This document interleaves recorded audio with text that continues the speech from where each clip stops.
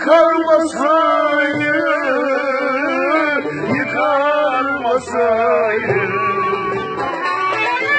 Laf anlamaz Ali Mustafa, çekmiş kafayı. Aman ormancı, canım ormancı, köyümüze getirdin yoktan viracı. Aman ormancı,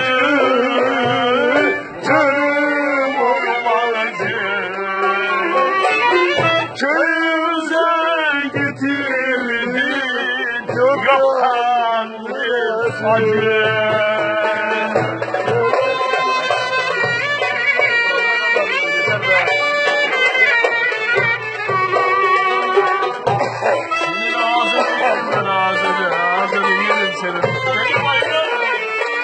Yeni bayram Allah'ın olayım senin. Köyümüzün suları hoştur içmeye, hoştur içmeye.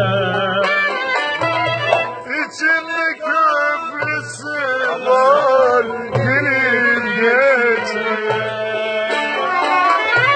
Yarimi vurdular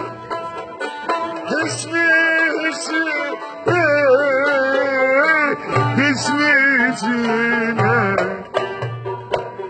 Yazık ettin ey Mustafa, benim bayram gencine.